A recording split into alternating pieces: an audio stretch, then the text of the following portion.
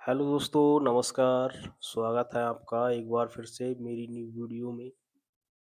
दोस्तों, सबसे पहले सभी को दीपावली की बहुत-बहुत शुभकामनाएँ और सभी ने अच्छी तरह से दीपावली को मनाया होगा, ऐसी उम्मीद हम करते हैं।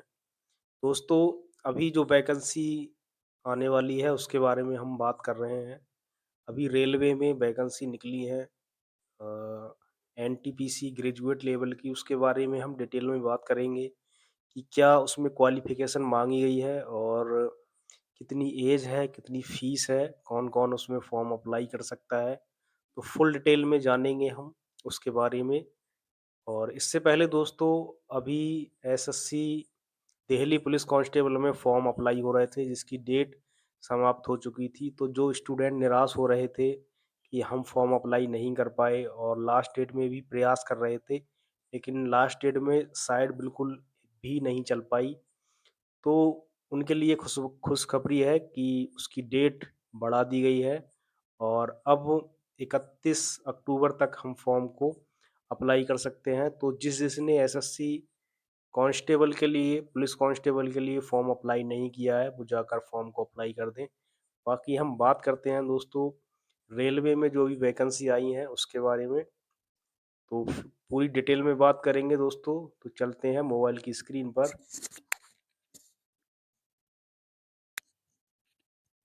हेलो दोस्तों, तो हम आ चुके हैं अपने मोबाइल की स्क्रीन पर और बात कर रहे हैं रेलवे में जो भी वैकेंसी आई हुई है, ग्रेजुएट लेवल की, उसके बारे में दोस्तों।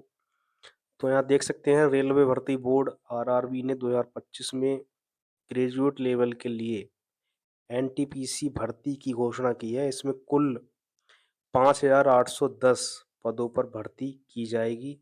ये भर्ती 21 अक्टूबर 2025 से शुरू हो चुकी है और 20 नवंबर 2025 तक इसके आवेदन किए जाएँगे दोस्तों। तो यहाँ पर अच्छी वैकेंसी हैं। यहाँ पे तिथियाँ जान लेते हैं, महत्वपूर्ण डेट क्या है। आवेदन प्रारंभ जो होने की डेट है 21 अक्टूबर 2025 से ये फॉर्म स्टार्ट हो चुके हैं। इसकी लास्ट डेट 20 नवंबर 2025 रहेगी।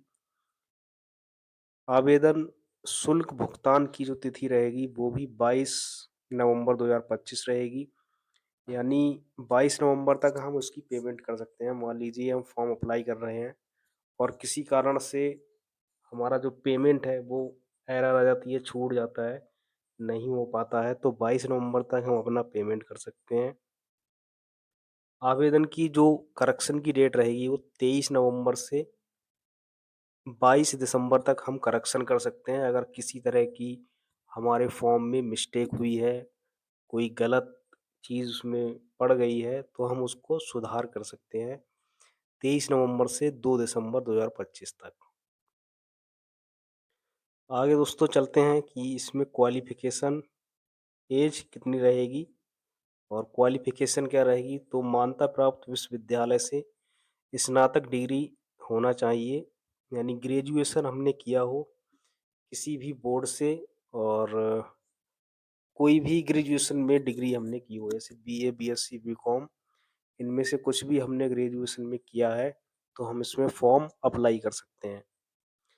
बात कर लेते हैं दोस्तों ऐज की, तो 1 जनवरी 2026 तक जो हमारी ऐज है 18 से 33 के बीच हो जानी चाहिए, तभी हम इसमें अप्लाई कर सकते हैं। ओबीसी में अगर कोई स्टूडेंट है तो उसे 3 साल की छूट मिल सकती है, तो 33 तक 36 तक अप्लाई कर सकता है। और एससी और एसटी में कोई स्टूडेंट है तो उससे 5 साल की छूट मिल जाएगी, तो 18 से 38 तक वो फॉर्म को अप्लाई कर सकता है। आगे दोस्तों बात कर लेते हैं फीस यहाँ पर क्या रहने वाली है। तो सामान्य ओबीसी और ईडब्ल्यूएस कैंडिडेट की फीस यहाँ पे ₹500 रखी गई है और ST, ST, SC candidate, PWD candidate, इनकी यहाँ पर फीस ₹250 रखी गई है। जो रिफंडेबल है दोस्तों, जो ओबीसी और ईडब्ल्यूएस की जो फीस है, सामान्य की जो फीस है, वो ₹500 है, लेकिन वो रिफंड हो जाएगी दोस्तों हमारे अकाउंट में वापस।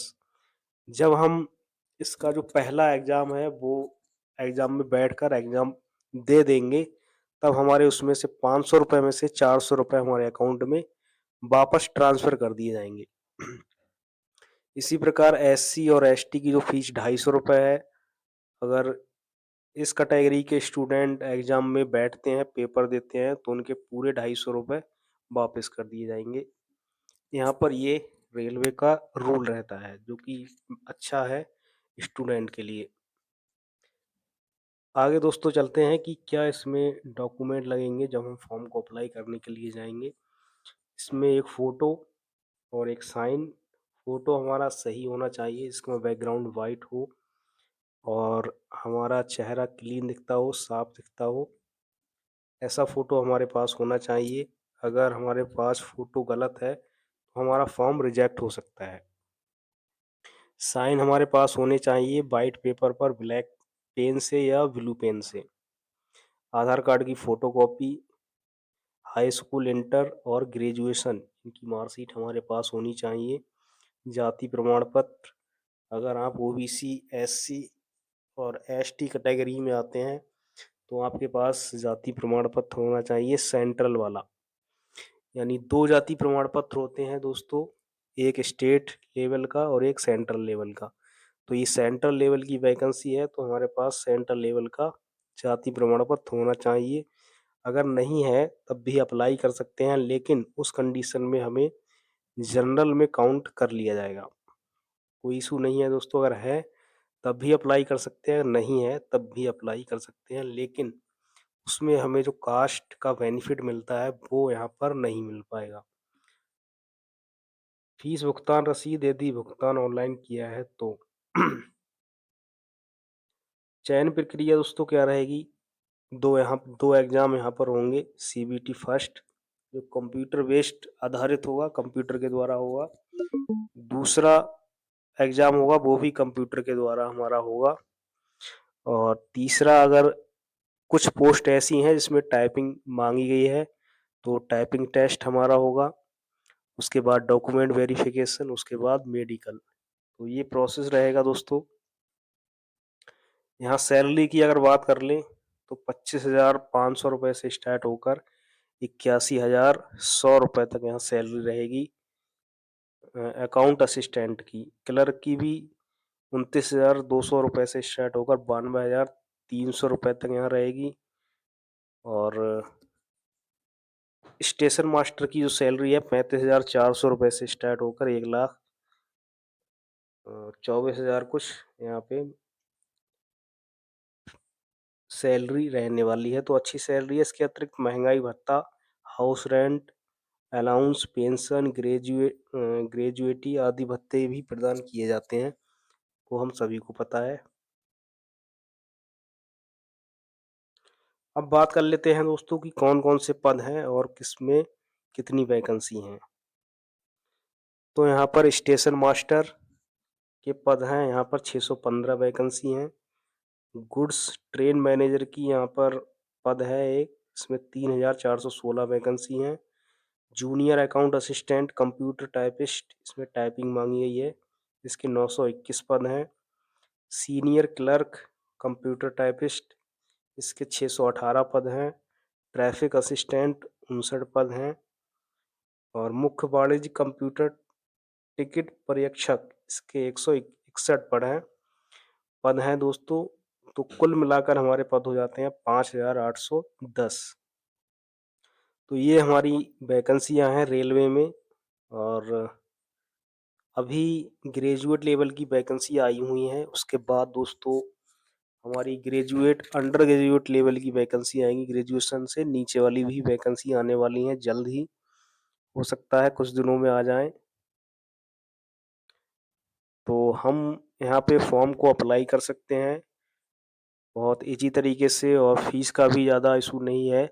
अगर ₹500 फ़ीस है तो ₹400 रिफ़ंड हो जाएगा एग्ज़ाम देने के बाद में। इसी प्रकार एससी वालों की भी ₹250 फ़ीस है, तो उनका पूरा ₹250 रिफ़ंड हो जाएगा दोस्तों। तो मेरे हिसाब से अच्छी वैकेंसी है और आप यहाँ पे अप्लाई कर सकते हैं। और मेरा ये कहना होगा कि खुद से ज़्यादा कोशिश करने की ना करें। अगर खुद से अप्लाई कर रहे हैं तो एक बार कोई वीडियो देखकर तभी अप्लाई करें क्योंकि ऐसे फॉर्म रिजेक्ट होने के चांस रहते हैं। तो जानकारी दोस्तों अगर आपको अच्छी लगी हो तो चैनल को लाइक कर दीजिए और सब्सक्राइब कर दीजिए।